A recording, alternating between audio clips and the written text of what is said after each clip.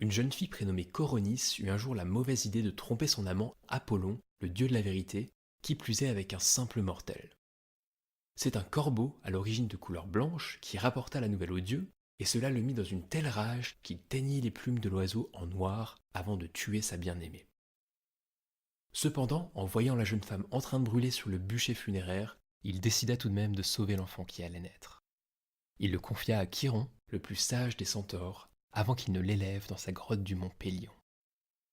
L'enfant fut prénommé Esculape, ou Asclépios pour les Grecs, et contrairement aux autres garçons, sa curiosité et son intelligence le poussèrent très tôt à vouloir tout savoir sur l'art de guérir, et ce, jusqu'à plus tard dépasser son maître et être capable de soigner n'importe quelle maladie. Il apportait la santé d'or. Il s'attira cependant lui aussi la colère des dieux, car comme d'autres mortels s'y étant risqués, il avait eu des pensées trop grandes pour les hommes, ce que les dieux de l'Olympe ne pouvaient ni tolérer ni supporter. En effet, il accepta un jour de ressusciter un mort en échange d'une coquette somme d'argent, et cet homme n'était en fait autre qu'Hippolyte, le fils du héros Thésée, qui changea de nom pour aller s'installer en Italie, immortel et vénéré.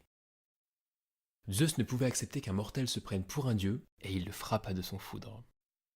Le père d'Esculape, le dieu Apollon, se rendit alors sur l'Etna, car c'est là que les cyclopes forgeaient les éclairs pour Zeus.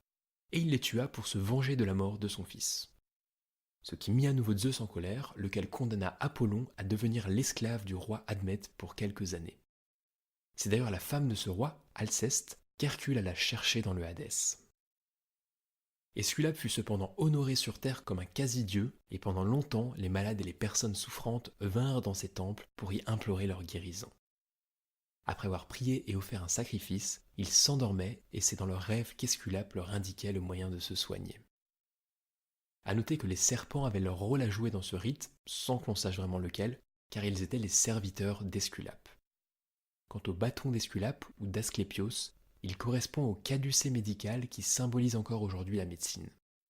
Il s'agit d'un bâton entouré d'une couleuvre, à ne pas confondre avec le caducée d'Hermès, qui est lui entouré de deux serpents et surmonté de deux petites ailes.